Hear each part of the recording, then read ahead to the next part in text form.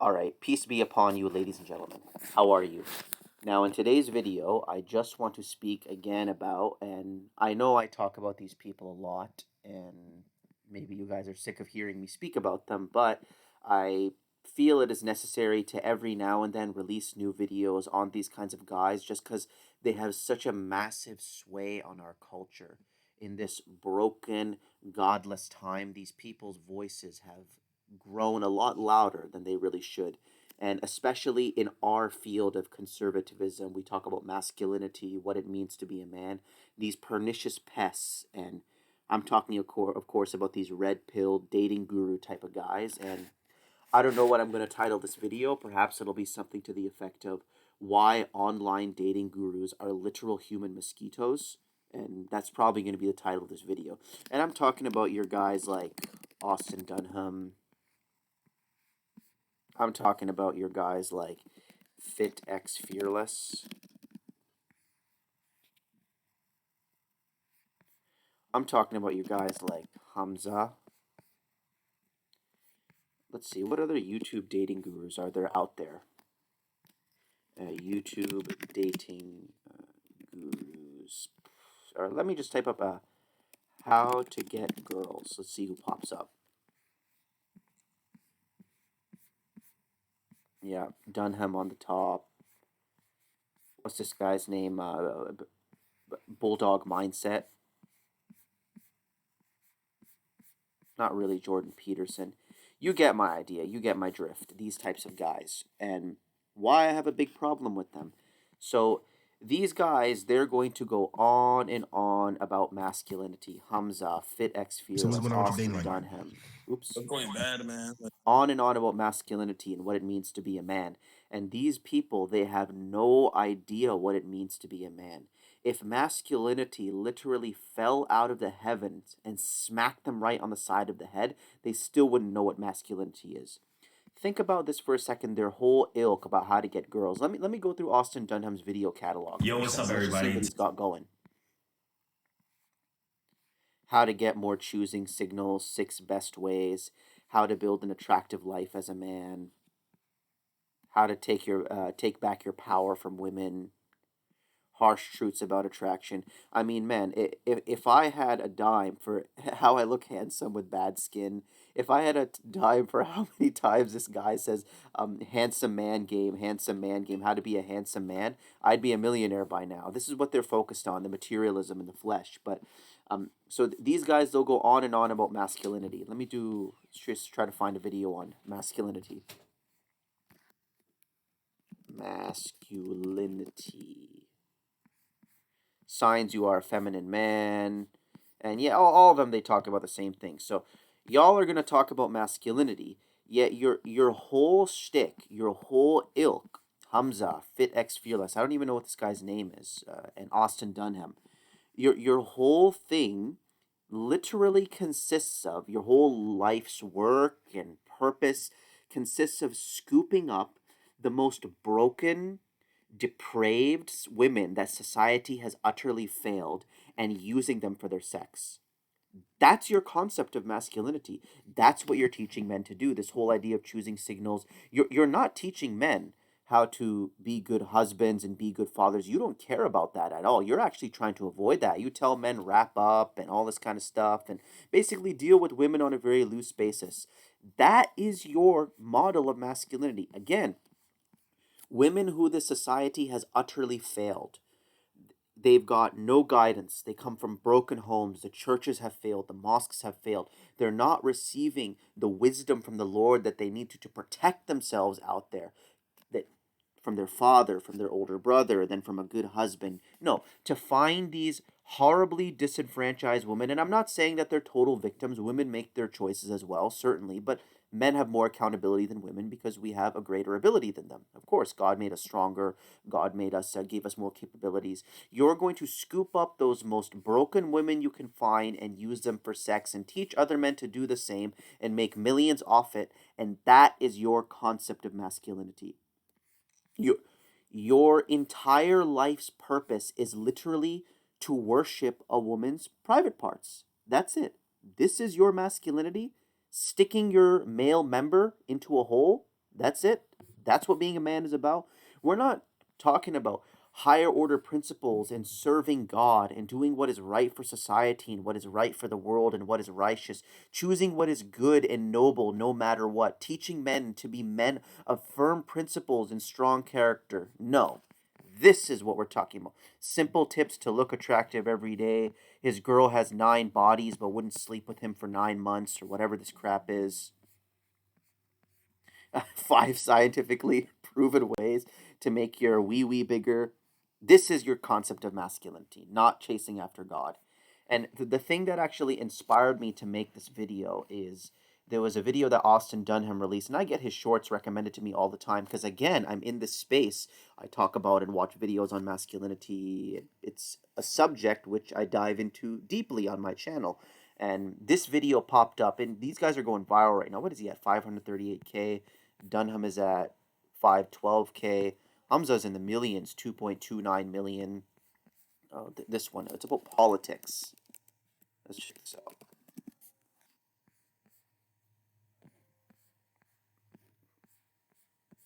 It's so superficial. It's all about the appearance.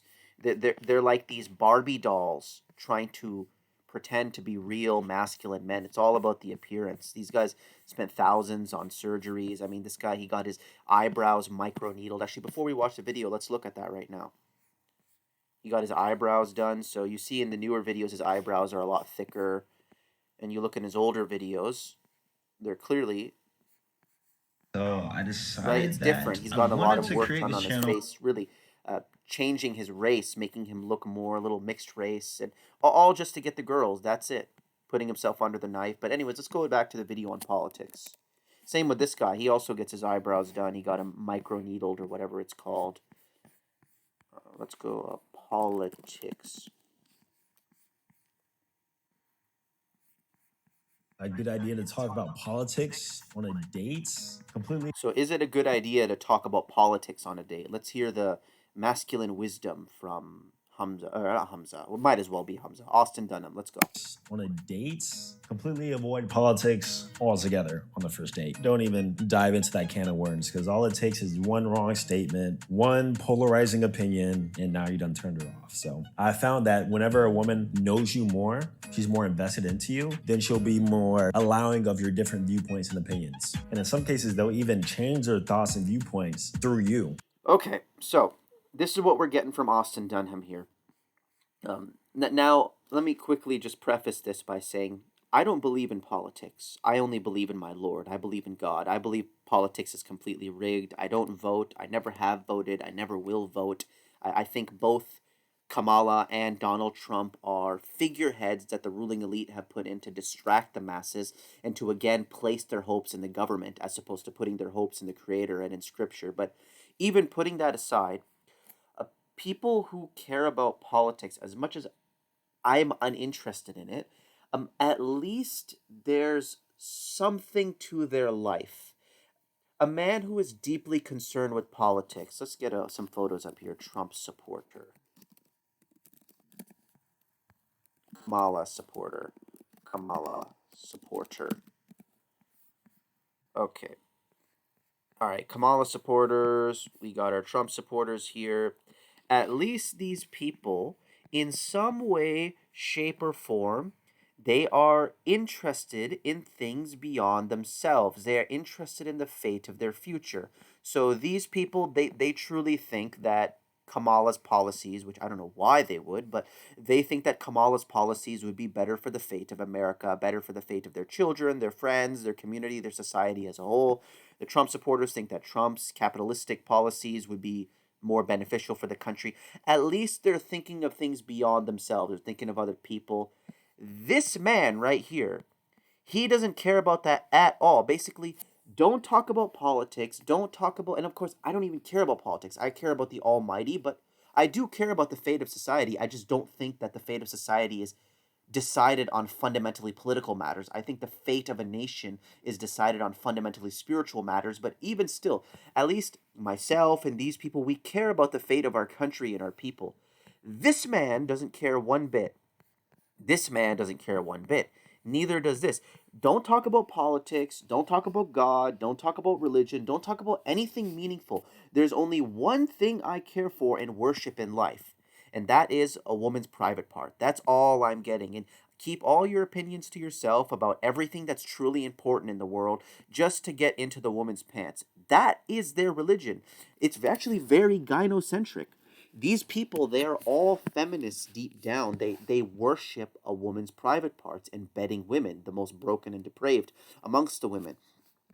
They'll talk about masculinity and manhood, but you have to understand that their entire way of life and the riches that they've made, it depends on feminism. And this is something that I have talked about in previous videos, that these so-called masculinity gurus, they're all feminists. And why do I say that? I say that because all of the hallmark innovations that feminism promotes, all the horrible stuff, rubbers and birth controls and morning after pills and abortions, all this stuff, it supports their way of life, right? Because women have access to birth control, they have access to abortion and murdering their baby in cold blood for their own selfishness, because all these rubbers exist, all this so called, what's the word I'm looking for? I'll just say it as it is, the sex industry, because all this stuff exists, now they have access to more women who are willing to give it up on a free, willy nilly basis, because the consequences of their actions have been, at least regarding having children, has been diminished. They are feminists. They believe it. They have to believe in birth control and abortion, and even the whole concept behind feminism, which is that men and women are equal. I don't believe men and women are equal. Equal in value, sure, but not equal in abilities. God has clearly placed more authority and ability in one over the other, and one should be the leader of society and one follows along. But feminism says men and women are equal. Let me pull up my photo of feminism here. Feminism. Okay. Men and women are equal. That's what it goes on about. And if the assumption of feminism is, if men are out there allowed to work in a capitalist economy, so-called capitalist economy, then women should be out there and allowed to work. If men are allowed to do this, then women are allowed to do this. If men are allowed to compete in MMA matches in their underwear, two monkey men bashing each other's heads out shirtless, then women should be able to be in their underwear and bash each other's brains out in an MMA match. Men and women are equal. That is the assumption of feminism. And this assumption has brought women out of the houses of their fathers, out of the houses of their older brothers, out into the workplace, where they are vulnerable to be preyed upon by these boy men like Hamza, FedEx Fearless, and Austin Dunham, to go and sleep with them. They believe in feminist policy because feminist policy gives access to all the free sex, because now we're not in patriarchy anymore. The women are not protected in the father's home. They're out in the open, ready for these guys to take advantage of. And their whole thing is actually anti-masculinity, because what does it mean to be a man? A man is fundamentally about responsibility, and this is a concept I have talked about in multiple videos in the past. The greater your ability, the greater the amount of responsibility. Men have greater abilities than women and children, so we have the greatest abilities out of any creature alive, so therefore we have the greatest responsibility. That is what makes a man a man. Children have the least amount of responsibility because they have the least abilities. A baby, an infant in the stroller, infant baby, right here, right in his little crib, obviously has no responsibility as well. This adorable little child right here, completely reliant on mommy and daddy. He can't do anything. So less ability equals less responsibility. But as he grows into childhood, and maybe he's now 8, 9, 10, parents are now expecting him to do some chores around the house, rake the leaves outside, clean the dishes, do this and that, help dad out with his business here and there. Then he gets older, 17 and 18, he's expected to get a job. Then he gets into his 20s and 30s, he's expected to get married, then have children. As the abilities increase, so does the expectations. With that being said, men who have the greatest ability, we have the greatest responsibility. Responsibility is, I should say, in its polarity, its flavor is masculinity. It is masculinity in its essence. So children rely on the woman and the man. The woman relies on the man. But these guys, they're all about avoiding responsibility. Wrap it up, bro. Don't get married. Let me actually pull up another one of his videos on marriage. It was about scam. Top 3 scams in the United States. Let's hear the brilliant wisdom of Austin Dunham. These are the top 3 scams in the United States. At number 1, we have marriage. I'm sure you saw this one coming. More marriages fail than end up staying successful, and the ones that are successful long term, more than likely, they're not even happy. At number 2, we have insurance. I'm sure you saw. All right, so uh, obviously I get it that marriage people are taken advantage of on both sides. Men take advantage of women, women take advantage of men. Certainly, I do think that this system it gives an unfair and undue power to a woman to take a man's finances and ruin his life through marriage. I get that plight, but this is not the angle this man is coming at it from. This little playboy man, he doesn't want marriage because he doesn't want responsibility. He doesn't want to have to take care of any woman and a woman rely on him. He just wants to hop from girl to girl to girl. This guy wants to go from girl to girl to girl. This guy wants to go from girl to girl to girl because they don't want any responsibility because, again, they don't know what it means to be a man. When you have a wife, that is a greater amount of responsibility. Now this woman has to rely on you. You have children, these boys and girls that are yours. They have to rely on you. And they avoid that. So, and they're teaching other men to do the same. How to go from girl to girl, how to get all these matches on Tinder. Nothing to do with marriage, just using women and running away. They don't know what it means to be a man. Not even the first clue. And, it's just all, yeah, like having fun, avoiding responsibility, and that even though that is the defining characteristic of a man to assume responsibility.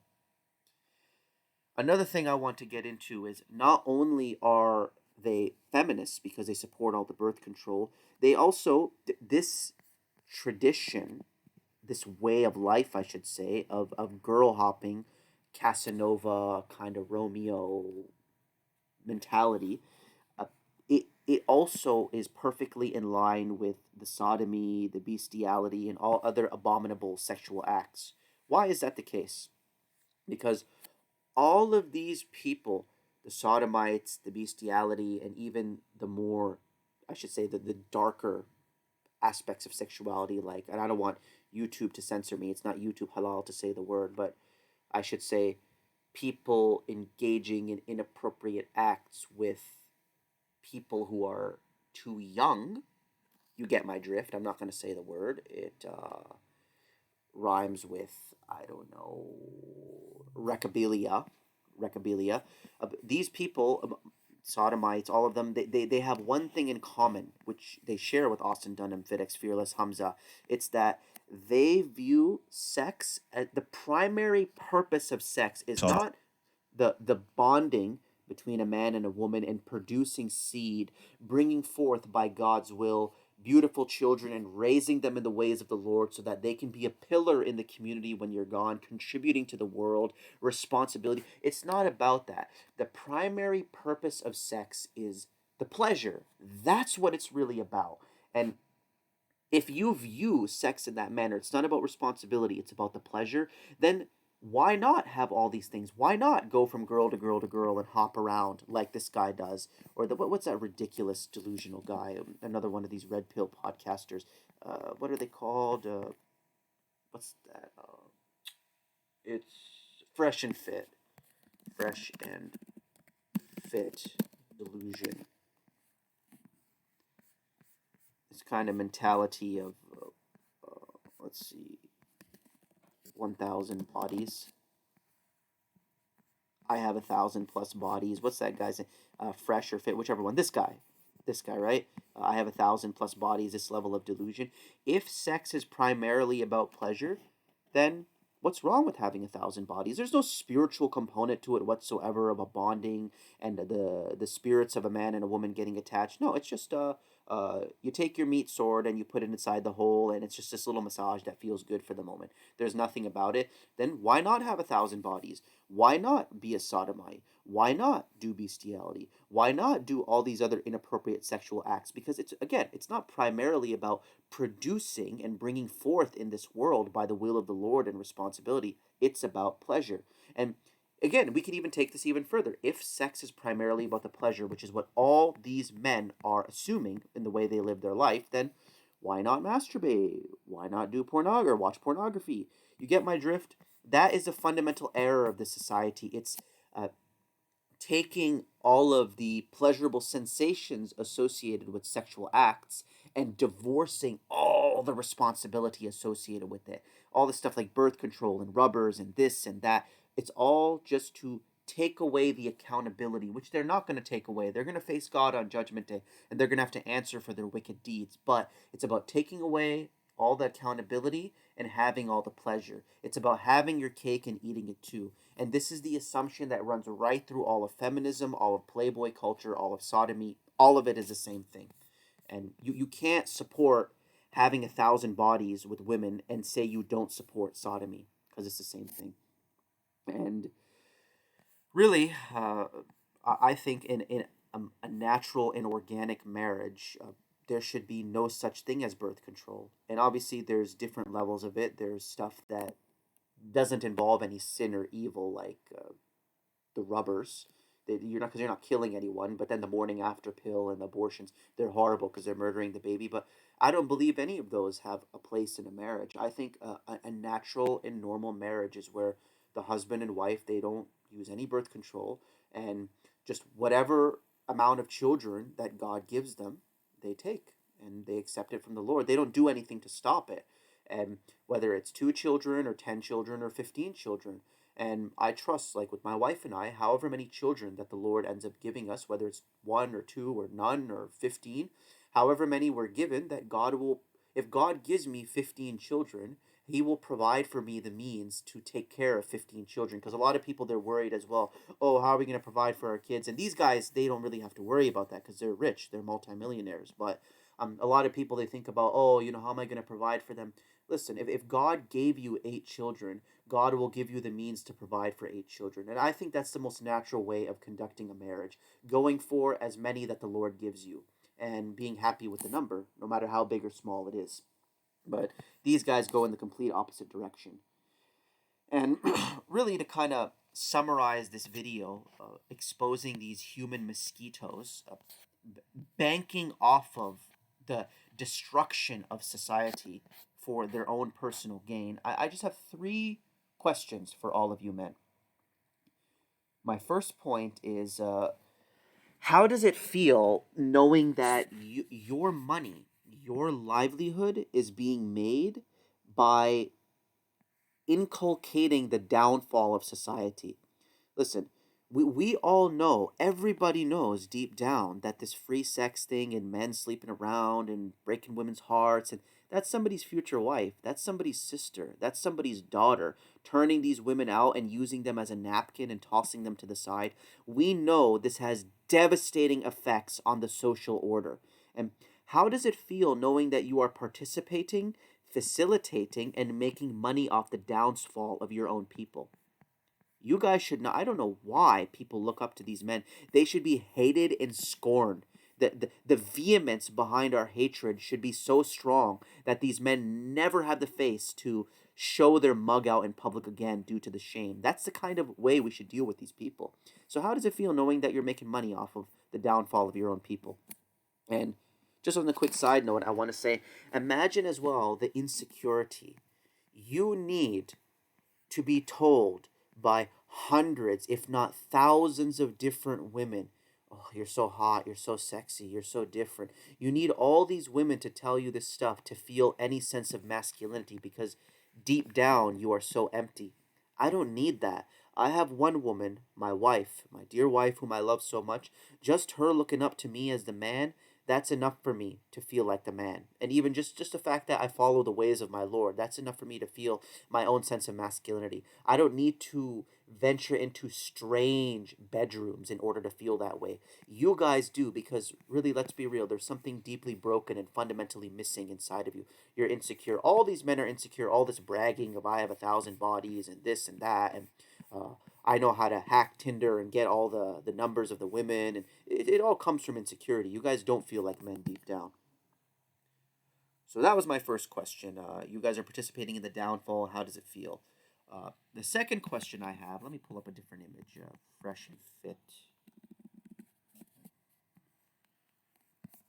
Okay. How does it feel? What's this guy? Fresh, Myron, so-called Myron. I don't even think that's his real name, or Myron Gaines. How does it feel knowing that when you're on a date with these girls? Let me actually pull up a image of Austin on a date. Date. Okay, there you go. Should men take women to dinner on the first date? No dinner first dates. Women will go out with a guy to a dinner date, sometimes require a dinner date, and then never see him again. So first date should always be just low investment, drinks, a walk. Okay, there you go. That's the image I wanted. So here's Austin Dunham. Um, how does it feel, Austin, knowing that when you're on a date with these girls, everything that you're saying to them and presenting to them is a complete and utter lie? I wonder, how do you feel genuinely in game, in field? And this applies to, who's that other goofball? Steph is cold. So you know for a fact, I don't give a damn. Sorry to cuss like that. I don't give a care what this girl is saying. I don't care about her feelings. I don't care about her interests. I don't care about none of that. I'm just trying to get down there. How does it feel knowing that everything you're saying to her and all that you're presenting is a lie? Just like a little sewer rat, you sneaky, sneaky little devil. You're just trying to get in on her. How does it feel? I genuinely want to know. Do you feel disgusted with yourself? I don't know how a man like this can look in the mirror, see himself, and say, yeah, bro, that's what's up. That's really what's going down here, right? This is the complete selling out of your integrity, and it's just like you know, you just got to pretend. You pretend to care. You pretend, and it's all you need to do is basically convince this woman that you're a real man. You're a boy disguised as a man. You've got the muscles. You've got the beard, and you just convince her for long enough to be fooled into putting out for you, and then completely abandon her, not deal with her, not give her any commitment. That's what it's really about. She only finds out after she makes the grave mistake of putting out for you that I wasn't dealing with a man. I was dealing with a boy who looks like a man. It's just about deceiving them for long enough and taking all your earnings and running to the bank. So I genuinely wonder, how does it feel like in those moments? Because I'll tell you one thing, I can't live like that because I fear my Lord, and integrity means something to me, right? Being an honest man and forthright. And the last question I have for these kinds of clowns is, so you slept with hundreds of girls, right? Let's go back to our fresh and fit. You got 1,000 bodies. Good for you. Congratulations. Great. You got all these girls. You're teaching men how to do the same. Fantastic. All I have to ask you guys is, how many of those girls were really able to rely on you when it mattered and when it counted?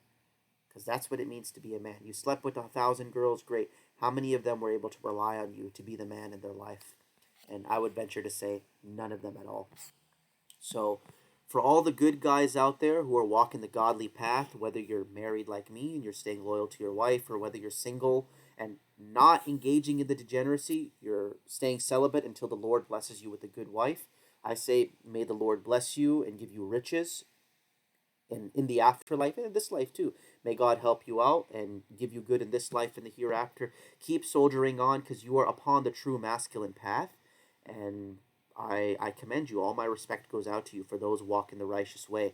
And for all of these sexually immoral who are participating in the downfall of their society, these fit and fearless, fit ex fearless kind of guys, I pray that the curse and imprecations of the Lord be upon you. And I hope and can't wait to see the day that the Lord's hands ring around your neck and you get exactly what you deserve as the scumbags and human mosquitoes that you are. Because I don't believe in loving my enemies. I'm Muslim, bro. I believe in the Quran. We don't love our enemies. We hate, and if you repent and turn around, no problem. You get nothing but love from me, man. But if you're going to continue down this road, then you are my enemy, participating in the downfall of the world on the wrong side of history. And to say something in Urdu, I'll just say "Lanat hai aapke upar," which basically just means a curse upon you. So I hope for all of the men who are watching this video that don't go down this road. These guys they got nothing. They got nothing to offer you. Follow the godly men, follow the scriptures, follow the way of your Lord, and walk down the path of true men, not this kind of thing. That They are banking and capitalizing off of the degeneracy in the world. That they wouldn't exist without feminism and a depraved and broken culture, and they are facilitating it. But, anyways, ladies and gentlemen, that's really all I got to say on the matter. I hope this talk was a blessing. And yeah, peace to you. Remember, deceit abounds, so keep your eyes wide open. Peace out.